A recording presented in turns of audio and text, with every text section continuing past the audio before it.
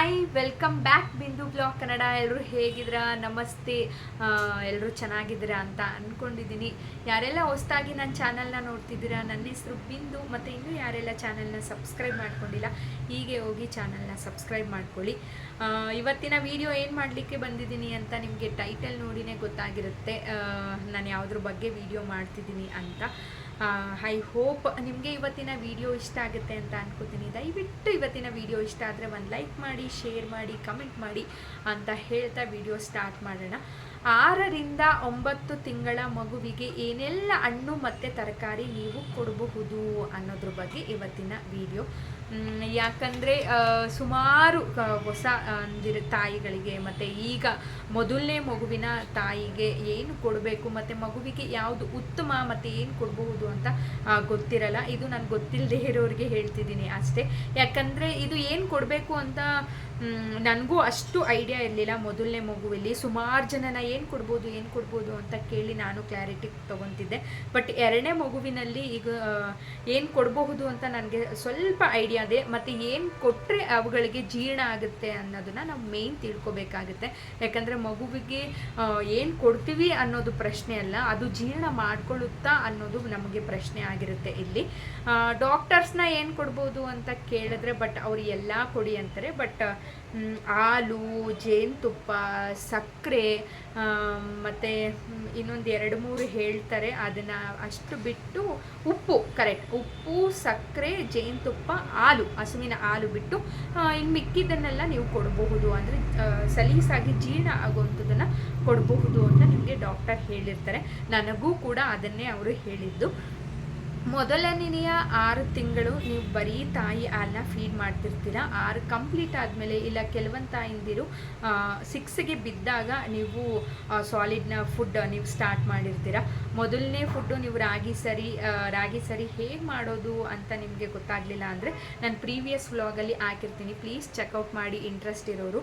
ಮೇಲ್ಗಡೆ ಕೂಡ ನಾನು ಮೆನ್ಷನ್ ಮಾಡಿರ್ತೀನಿ, ಅಲ್ಲಿ ಕ್ಲಿಕ್ ಮಾಡಿದ್ರೆ ನಿಮಗೆ ಡೈರೆಕ್ಟಾಗಿ ವಿಡಿಯೋಗೆ ಕರ್ಕೊಂಡೋಗುತ್ತೆ.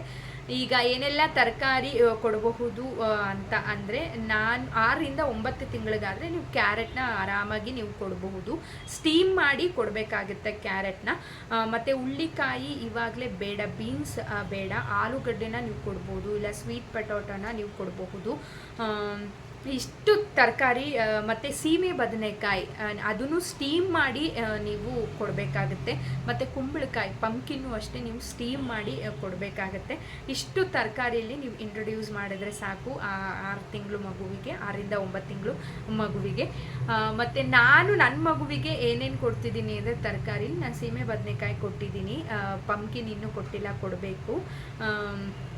ಮತ್ತು ಕ್ಯಾರೆಟ್ ಕೊಟ್ಟಿದ್ದೀನಿ, ಹುಳ್ಳಿಕಾಯಿ ಕೊಟ್ಟು ನೋಡಿದ್ದೀನಿ. ಬಟ್ ವಾಕರಿಕೆ ಮಾಡ್ತಾನೆ, ಅದನ್ನು ತಿನ್ನಲಿಕ್ಕೆ ಅಷ್ಟು ಇಷ್ಟಪಡಲ್ಲ. ಕ್ಯಾರೆಟ್ ಆದರೆ ತಿಂತಾನೆ, ಬಟ್ ಹುಳ್ಳಿಕಾಯಿ ಅಷ್ಟು ಇಷ್ಟಪಡಲ್ಲ. ಬಟ್ ಹುಳ್ಳಿಕಾಯಿ ಈಗಲೇ ಬೇಡ, ಒಂದು 9 ತಿಂಗಳಿಗೆ ಬೀಳಲಿ, ಆಮೇಲೆ ನೀವು ಹುಳ್ಳಿಕಾಯಿ ಸ್ಟಾರ್ಟ್ ಮಾಡಿ. ಫ್ರೂಟ್ಸಲ್ಲಿ ಏನೇನಪ್ಪ ಕೊಡಬಹುದು ಅಂತ ಅಂದರೆ, ಈಗ ಫ್ರೂಟ್ಸಲ್ಲಿ ಏನೇನು ಕೊಡಬಹುದು ಅಂತ ನೋಡೋಣ. ಮಸ್ಕ್ ಮೆಲನ್ ಕೊಡ್ಬೋದು, ಅಂದರೆ ಕರ್ಬೂಜದ ಹಣ್ಣು ನೀವು ಕೊಡಬಹುದು. ಮತ್ತು ದಾಳಿಂಬೆ ಕೊಡಬಹುದು. ಅಂದರೆ ದಾಳಿಂಬೆ ಒಂದು 8 ತಿಂಗಳ ಆದಮೇಲೆ ಕೊಡಿ, 6 ತಿಂಗಳು ಮಗುವಿಗೆ ಬೇಡ. ಪಪಾಯ ಕೊಡ್ಬೋದು, ತುಂಬ ಒಳ್ಳೆಯದು. ಮತ್ತು ಸಪೋಟ ಕೊಡ್ಬೋದು, ಅದು ತುಂಬ ಒಳ್ಳೆಯದು. ನಾನು ನನ್ನ ಮಗುವಿಗೆ ಏನೇನು ಕೊಡ್ತಿದ್ದೀನಿ ಅಂದರೆ, ನಾನು ಕರ್ಬೂಜ ಕೊಟ್ಟಿದ್ದೀನಿ, ಸಪೋಟ ಅಂತೂ ಮಿಸ್ಸೇ ಇಲ್ಲ, 2 ಡೇಸ್ 3 ಡೇಸ್ ಅಂತೂ ಪಕ್ಕಾ ಕೊಡ್ತೀನಿ ಸಪೋಟ. ಪಪಾಯ ಕೊಟ್ಟಿದ್ದೀನಿ, ಆ್ಯಪಲ್ನು ಕೊಟ್ಟಿದ್ದೀನಿ. ಬಟ್ ಡಾಕ್ಟರ್ ಆ್ಯಪಲ್ ಈಗಲೇ ಬೇಡ, ಡೈಜೆಸ್ಟ್ ಆಗಲ್ಲ ಅಷ್ಟು ಅಂತ ಹೇಳ್ತಾರೆ. ಮತ್ತು ಇನ್ನೊಂದು ಆ್ಯಪಲ್ ಬೇಡ ಅಂದರೆ, ಈಗಿರೋ ವೆದರ್ಗೆ ಆ್ಯಪಲ್ ಸ್ವಲ್ಪ ಬೇಡ, ಯಾಕಂದರೆ ವೆದರ್ ಅಷ್ಟು ಸರಿ ಇಲ್ಲ, ಮತ್ತು ಕಫ ಆಗೋ ಚಾನ್ಸಸ್ ಸ್ವಲ್ಪ ಇರ್ತವೆ. ಆ್ಯಪಲ್ನ ಸ್ವಲ್ಪ 8 ತಿಂಗಳು ಆದಮೇಲೆ ಕೊಡಿ, 6 ತಿಂಗಳು 7 ತಿಂಗಳು ಮಗುವಿಗೆ ಬೇಡ. ಏಲಕ್ಕಿ ಬಾಳೆಹಣ್ಣು ತುಂಬ ಕೊಡಿ, ಅಂದರೆ ಒಂದು ಹಾಫ್ ಕೊಟ್ಟರೆ ಸಾಕು. ಸಪೋಟನೂ ಅಷ್ಟೇ, ನೀವು ಈಗ ಸಪೋಟ ಇರುತ್ತೆ ಅಂದರೆ ಅದನ್ನ ಮಧ್ಯದಕ್ಕೆ ಕಟ್ ಮಾಡಿ ಸ್ಪೂನಿಂದ ಹಿಂಗೆ ಉಲ್ಟಾ ಹಿಂಗೆ ತೆಗೆದ್ರೆ ಸಾಕು, ಆರಾಮಾಗಿ ಬರುತ್ತೆ. ನೀವು ಸ್ಟೀಮ್ ಮಾಡಿ ಕೊಡಬೇಕಾಗಿರೋದು ಅಂತ ಅಂದರೆ ಆ್ಯಪಲ್ ಅಷ್ಟೇ. ಸಪೋಟ ಹಾಗೆ ಮತ್ತು ಬಾಳೆಹಣ್ಣು ಹಾಗೆ ಕೊಡಬಹುದು. ಮತ್ತು ದಾಳಿಂಬೆನ ಬೀಜನ ಹಿಂಗೆ ಪ್ರೆಸ್ ಮಾಡಿ ಅದು ಲಿಕ್ವಿಡ್ ಬರುತ್ತೆ, ಕಲೆಕ್ಟ್ ಆಗುತ್ತೆ. ನಿಮಗೆ ಮಿಕ್ಸಿಲಿ ಗ್ರೈಂಡ್ ಮಾಡಿ ಸೋಸಿ ಕೊಡೋ ಅಂಥದ್ದು ಏನು ಬೇಡ. ಆರಾಮಾಗಿ ನೀವೊಂದು ಇಷ್ಟು ಬೀಜ ತೊಗೊಂಡ್ರೆ ಹಾಫ್ ಗ್ಲಾಸಷ್ಟು ನಿಮಗೆ ದಾಳಿಂಬೆ ರಸ ಸಿಗುತ್ತೆ. ಆರಾಮಾಗಿ ಸ್ವಲ್ಪ ಸ್ವಲ್ಪನೇ ನೀವು ಕುಡಿಸ್ಬಹುದು. ಹಂಗೂ ಇದನ್ನು ಮಾಡ್ತಿದೆ ಅಂದರೆ ತಕ್ಷಣ ಒಂದು 2 ಸ್ಪೂನು ಬಿಸಿನೀರನ್ನ ನೀವು ಕುಡಿಸ್ಬಹುದಾಗುತ್ತೆ. ಇದರಿಂದ ಏನು ಪ್ರಾಬ್ಲಮ್ ಆಗಲ್ಲ. ನನ್ನ ಮಗುವಿಗೆ ಹೀಗೆ ನಾನು ಫುಡ್ ರೊಟೀನ್ನ ಮಾಡ್ತಿರೋದು. ಬೆಳಿಗ್ಗೆ ಅವನಿಗೆ ಇವಾಗ 8 ರನ್ನಿಂಗ್. ನಾನು ಬೆಳಿಗ್ಗೆ ಎದ್ದರೆ ಬ್ರೆಸ್ಟ್ ಫೀಡಿಂಗ್ ಬಿಟ್ಟರೆ ನಾನು ಏನೂ ಕೊಡೋದಿಲ್ಲ ಮಗುವಿಗೆ, ಬ್ರೆಸ್ಟ್ ಫೀಡಿಂಗೇ ಮಾಡಿಸ್ತೀನಿ. 1 ಗಂಟೆ ಇಲ್ಲ 1:15 ಅಷ್ಟೊತ್ತಿಗೆ ನಾನು ರಾಗಿ ಸರಿನ ಕೊಡ್ತೀನಿ, ತುಪ್ಪದ ಜೊತೆಗೆ ಕೊಡ್ತೀನಿ. ಕೆಲವೊಬ್ಬರಿಗೆ ತಪ್ಪು ಮಾಹಿತಿಗಳಿರ್ತವೆ, ತುಪ್ಪ ಹಾಕೊಂಡ್ರೆ ಕಫ ಗಟ್ಟುತ್ತೆ. ಅದು ಏನೂ ಆಗಲ್ಲ ಸ್ನೇಹಿತರೆ. ಆರಾಮಾಗಿ ತುಪ್ಪ ಕೊಡಿ. ತುಪ್ಪ ಹಾಕೋದ್ರಿಂದನೇ ಸ್ಕಿನ್ನು ಗ್ಲೋ ಬರುತ್ತೆ, ಮತ್ತು ಗುಡ್ ಕೊಲೆಸ್ಟ್ರಾಲ್ ಇನ್ಕ್ರೀಸ್ ಆಗುತ್ತೆ ಮಗುವಿನಲ್ಲಿ.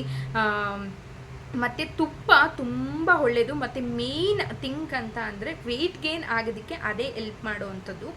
ನನ್ನ ಮಗುವಿಗೆ ಇವನಿಗೆ ಅಂತಲೇ ಅಲ್ಲ, ಮೊದಲನೇ ಮಗುವಿಗೆ ಯಾರು ಎಷ್ಟೇ ಅಂತಿದ್ರು ಕೆಮ್ಮು ಬರೋದು ಅದರಿಂದ ಅಲ್ಲ, ಡಸ್ಟ್ ಆ ಥರ ಆಗಿದ್ರು ಕೆಮ್ಮು ಬರುತ್ತೆ. ಬಟ್ ನಾವು ತುಪ್ಪಕ್ಕೆ ಅಂತಲೇ ಕಾರಣ ಮಾಡಿಕೊಂಡು ತುಪ್ಪ ನಿಲ್ಲಿಸ್ಬಿಡ್ತೀವಿ. ನಾನು ಅವಳಿಗೆ ಈಗಲೂ ತುಪ್ಪ ಕೊಡ್ತೀನಿ. ಅವನಿಗಂತೂ 6 ಮಂತ್ಸಿಂದ ಕಂಟಿನ್ಯೂಸ್ ಆಗಿ ತುಪ್ಪ ಕೊಡ್ತಾಯಿದ್ದೀನಿ. 1 ಸ್ಪೂನ್ ಅಂತೂ ಹಾಕ್ಕೊತೀನಿ ನಾನು. ಇವತ್ತು ನಂದಿನಿ ತುಪ್ಪ ಬಳಸ್ತಿದ್ದೆ, ಬಟ್ ಇವತ್ತು ಊರಿನ ನಮ್ಮ ಮಾವ ನಾಟಿ ಹಸುವಿನ ತುಪ್ಪ ಬೆಣ್ಣೆ ಕೊಟ್ಟಿದ್ದಾರೆ. ಅದೇ ಯಾವ ರೀತಿ ಕಾಯಿಸೋದು ಅಂತ ಕೂಡ ನಿಮಗೆ ಮುಂದಿನ ವಿಡಿಯೋದಲ್ಲಿ ನಾನು ತೋರಿಸ್ತೀನಿ.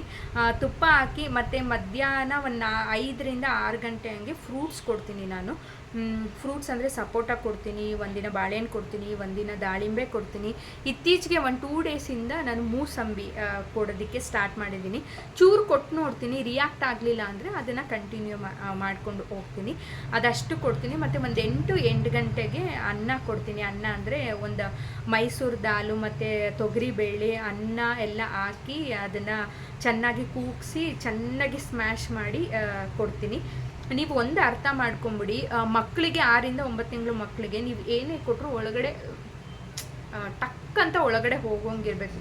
ಸ್ಮೂತಾಗಿ ನುಣ್ಣು ಪೇಸ್ಟ್ ಥರ ಇರಬೇಕದು. ಅಷ್ಟು ಚೆನ್ನಾಗಿ ನೀವು ಬೇಯಿಸ್ಬೇಕಾಗುತ್ತೆ ಯಾವುದೇ ಕೊಟ್ಟರು ಅಷ್ಟೇ. ಕುಂಬಳಕಾಯಿನ ಸ್ಟೀಮ್ ಮಾಡಿಬಿಟ್ಟು ಕೊಡಬೇಕು. ಸೀಮೆ ಬದನೆಕಾಯಿನೂ ಅಷ್ಟೇ ನೀವು ಸ್ಟೀಮ್ ಮಾಡಿ ಕೊಡಬೇಕಾಗುತ್ತೆ. ಪೇಸ್ಟ್ ಅಂದರೆ ಹಾಕಿದ ತಕ್ಷಣ ಗುಳ್ಕಂತ ಒಳಗಡೆ ಹೋಗೋಂಗೆ ಇರಬೇಕು. ಇಷ್ಟು ನನಗೆ ತಿಳಿದಿರೋ ಅಂಥ ಮಾಹಿತಿ. ಮತ್ತು ನಾನು ಸುಮ್ಮನೆ ಇದ್ರ ಬಗ್ಗೆ ಮಾತಾಡ್ತಾ ಇಲ್ಲ. ಡಾಕ್ಟ್ರು ನನಗೆ ಏನು ಹೇಳಿದ್ದಾರೆ ಮತ್ತು ನಾನು ನನ್ನ ಮಗುವಿಗೆ ಏನು ಕೊಟ್ಟಿದ್ದೀನಿ ಮತ್ತು ಅದು ಡೈಜೆಸ್ಟ್ ಮಾಡ್ಕೊಂಡಿದೆ ಅಂತ ತಿಳ್ಕೊಂಡ ಮೇಲೇ ಕೂಲಂಕುಷವಾಗಿ ಯೋಚನೆ ಮಾಡಿ ಏನೇನು ಕೊಟ್ಟಿದ್ದೀನಿ, ಏನೇನು ಕೊಡಬಹುದು ಅಂತ ತಿಳ್ಕೊಂಡೆ ನಾನು ಇವತ್ತಿನ ವಿಡಿಯೋ ಮಾಡ್ತಾ ಇರೋದು.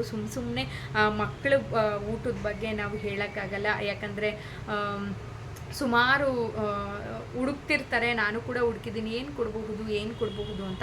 ಇಷ್ಟು ಕೊಟ್ಟರೆ ಸಾಕು, ಅತಿ ಹೆಚ್ಚು ಯಾವುದನ್ನು ಕೊಡೋಕ್ಕೆ ಹೋಗಬೇಡಿ. ಯಾವುದು ನಮ್ಮ ಮಗು ಶಕ್ತಿಶಾಲಿ ಆಗಿಬಿಡ್ಬೇಕು, ದಷ್ಟಪುಷ್ಟವಾಗಿ ಆಗಿಬಿಡ್ಬೇಕು ಅನ್ನೋದು ಏನೂ ಇಲ್ಲ. ಎದೆ ಹಾಲು ಚೆನ್ನಾಗಿದ್ದರೆ ಎದೆ ಹಾಲಿನ ಜೊತೆಗೆ ಇದಿಷ್ಟು ಕೊಟ್ಟರೆ ಆರಾಮಾಗಿ ಮಗು ಚೆನ್ನಾಗಿ ತೂಕವಾಗಿ ಬೆಳ್ಕೊಂಡು ಹೋಗುತ್ತೆ. ನಿಂಗೆ ಮುಂದಿನ ವೀಡಿಯೋಗಳಲ್ಲಿ ನನ್ನ ಮಗುನ ಡೈಲಿ ರೊಟೀನ್ ಕೂಡ ನಾನು ತೋರಿಸ್ತೀನಿ. ಅಂದರೆ ಬೆಳಗ್ಗೆಯಿಂದ ಅವನು ಹೇಗಿರ್ತಾನೆ, ಏನೇನು ತಿನ್ನಿಸ್ತೀನಿ ಅಂತ ಕೂಡ. ಐ ಹೋಪ್ ನಿಮಗೆ ಗೊತ್ತಾಗಿರುತ್ತೆ ಅನ್ಕೋತೀನಿ. ಇನ್ಫಾರ್ಮೇಷನ್ ವಿಡಿಯೋ ನಿಮಗೆ ಇಷ್ಟ ಆಗಿರುತ್ತೆ ಅಂತ ಅನ್ಕೋತೀನಿ. ಐ ಹೋಪ್ ನಿಮಗೆ ಇವತ್ತಿನ ವಿಡಿಯೋ ಇಷ್ಟ ಆಗಿದೆ ಅಂತ ಅನ್ಕೊತಾ ಇಲ್ಲಿಗೆ ಈ ವಿಡಿಯೋನ ಎಂಡ್ ಮಾಡ್ತಾ ಇದ್ದೀನಿ. ಮುಂದಿನ ವಿಡಿಯೋದಲ್ಲಿ ಸಿಗ್ತೀನಿ. See you the next vlog. Love you all. Bye bye.